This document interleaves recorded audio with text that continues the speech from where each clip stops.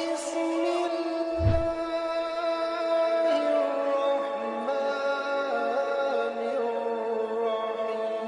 الرحيم رب اشرح لي صدري ويسر لي أمري واحلل عقدة من لساني يفقهوا قولي بسم الله والصلاة والسلام على رسول الله وعلى آله الطاهرين أما بعد. Comme vous le savez,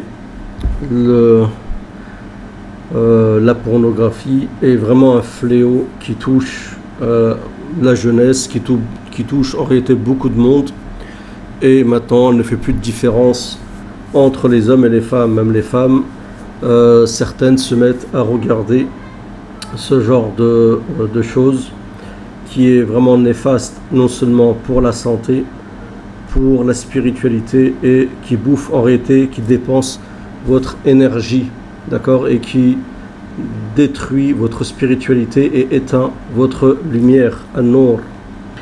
Et c'est le cas donc d'un jeune, on va voir dans cette vidéo, qui raconte que il avait tous les moyens de regarder ce genre de choses la nuit, enfermé dans sa chambre, et que ses parents ne lui ont jamais interdit ceci, ils ne lui ont jamais parlé de ça, ils n'ont jamais dit que c'était interdit, ils ne l'ont jamais conseillé. Il a toujours pu voir ce qu'il voulait depuis sa jeunesse. Donc il est devenu accro à ceci, et il se mettait à regarder ce genre de choses durant des années, toute sa jeunesse.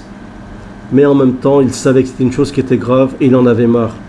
Et il se sentait pris au piège dans une sorte de cycle, il voulait en sortir. Et subhanallah, jusqu'à que on sait qu'Allah Azza wa Jalla sait ce qu'il y a dans les cœurs, sait si une chose vous dérange, si vous détestez le péché, si vous voulez en sortir. Allah subhanahu wa ta'ala entend et voit. Je vous invite à mettre un j'aime et à partager cette vidéo et à vous abonner si vous n'êtes pas abonné. C'est donc l'histoire d'une personne qui était accro à la pornographie et qui a rêvé du prophète alayhi salatu wassalam. Bismillah. يقول صاحبنا حتى فقدت الأمل كنت مدمنا بشدة وفي يوم من الأيام التي لا أنساها جلست في حديقة وأنا أفكر في نفسي وكلي هم وضيق إلى متى سأبقى في هذا الوباء.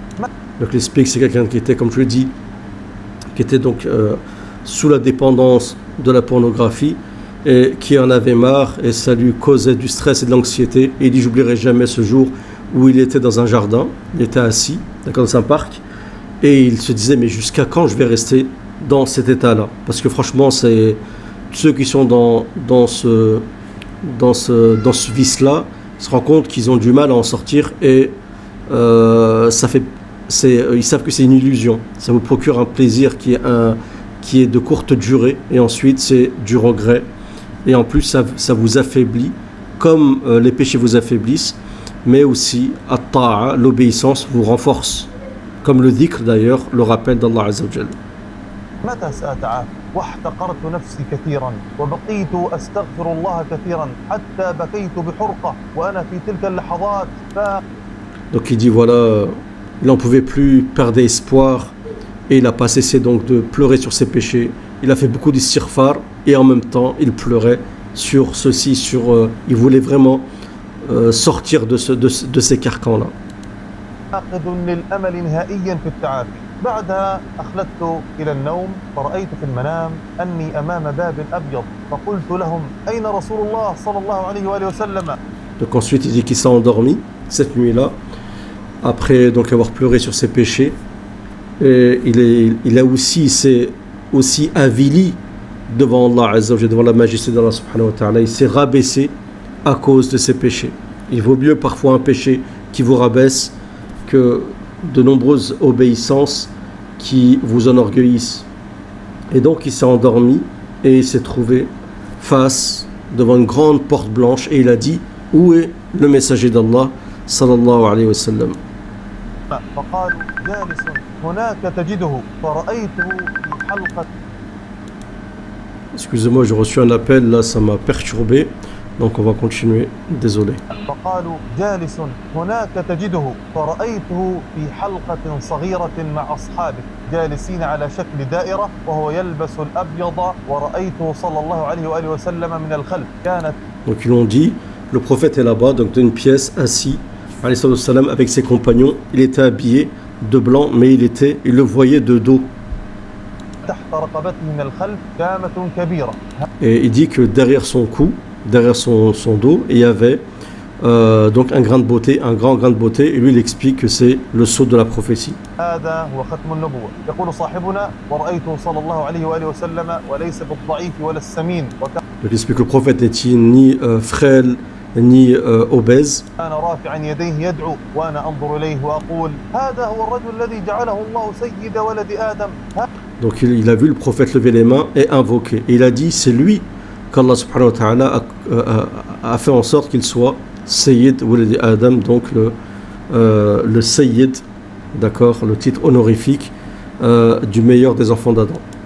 هذا هو رسولنا الكريم صلى الله عليه وسلم. صلى الله عليه وسلم. هذا هو قدوتنا وقلبي يتفطر حبا له وعندما انتهى صلى. Il dit voilà notre guide, et il dit que sentait que son cœur, subhanallah, débordait d'amour pour le prophète alayhi salatu wassalam. الله عليه وآله وسلم من الدعاء أقبل علي واحتضنني واحتضنته وأنا سعيد جدا ولك. Ensuite le prophète qui a fait les doigts, il est venu vers lui et il l'a attrapé dans ses bras, il l'a serré. Imaginez-vous que vous voyez le prophète sallam dans un rêve, vous serrez dans ses bras. Ajib. أن تتخيل كيف كان شعوري وأنا أحتضن رسول الله صلى الله عليه وآله وسلم. كان حضنا دافئا جميلا حنونا أكثر من حنان احتضان أمي. ثم قال. Donc il ressentait de la compassion du prophète, de l'amour de la part du prophète alayhi salatu wassalam. Il dit comme l'amour qu'a une mère pour son enfant. قال لي صلى الله عليه وآله وسلم أنت في رأسك وعيونك مرض. Donc le prophète lui dit toi tu as dans ta tête et dans tes yeux une maladie, ce qui prouve que quand tu vois ce genre de choses, ça atteint aussi ton cerveau. Et ça doit réduire, je pense, les neurones. وإذا لم نعالج سوف نقطع رأسك. Et il dit, si on n'arrive pas à te soigner, on va te couper la tête.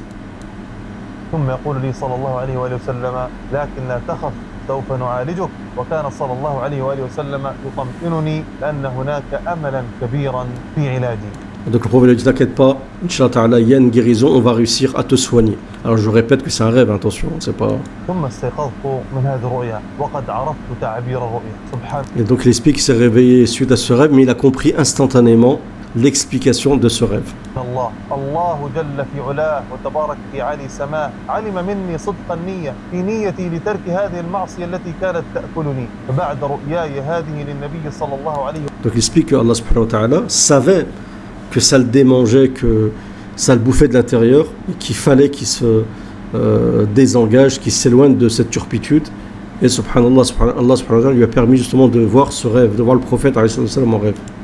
وآله وسلم بدأت حياتي تتغير أقبلت على الله وبدأت أحارب نفسي وألهمني الله في نفسي دعوة أرددها مرارا اللهم ارزقني زوجة تقر بها عيني. Il dit donc, subhanallah, sa vie elle a commencé à changer. Et ensuite, il a fait cette dua. Donc, Allahumma arzuqni zawjatan, oh Allah, donne-moi donc une femme pieuse, d'accord, taqarru biha aini, d'accord, tuqiru biha aini, afin que, comment dire, elle soit la fraîcheur de mes yeux, qu'elle soit un apaisement en fait pour moi, et qu'elle lui permette justement qu'il s'éloigne de cette turpitude. Donc la dua, je vous la répète, Allahumma arzuqni zawjatan taqirru biha aini. Donc il y a plusieurs duas à faire, hein. Et bien sûr, dans ce cas-là, c'est ce qu'il faut, c'est dès que vous pouvez vous marier pour protéger votre religion. كنت أدعو بهذا الدعاء لفترة طويلة وبدأت أحارب نفسي بكل ما أوتيت من قوة أصوم ولا آكل إلا أكلا خفيفا عند الإفطار. Donc il explique qu'il a commencé à jeûner, il a commencé à faire du sport, et subhanallah, il a commencé à réduire sa nourriture, et c'est ce qui l'a permis de combattre son nefs, d'accord, et sûrement par la suite, et ben Allah Azza wa Jal lui a réservé une belle épouse. Donc, je m'arrête là parce qu'ensuite il va continuer vers d'autres rêves, on pourra faire la suite et raconter les autres rêves qu'il va décrypter dans cette vidéo-là. Donc voilà, c'était juste pour vous dire donc la gravité de ces choses-là. Pourquoi ? Parce qu'en fait, ce genre de péché vous affaiblit énormément, ça vous procure de la faiblesse, et au contrario, ben, l'obéissance à Allah Azza wa Jal, le fait de faire des bonnes actions, ben, ça vous renforce de faire du dhikr, ça vous procure de la force, comme l'a expliqué Ibn al-Qayyim dans Al-Jawziyya, dans tous les bienfaits de faire des invocations, ça vous renforce énormément, ça vous procure réellement de la force, d'accord. Donc éloignez-vous de ces péchés au maximum, tant que vous le pouvez, en espérant que cette vidéo vous a plu. Si c'est le cas, j'aime un partage et n'hésitez pas à réagir dans les commentaires comme vous le faites d'habitude. Je vous remercie pour votre écoute. Salam à tous.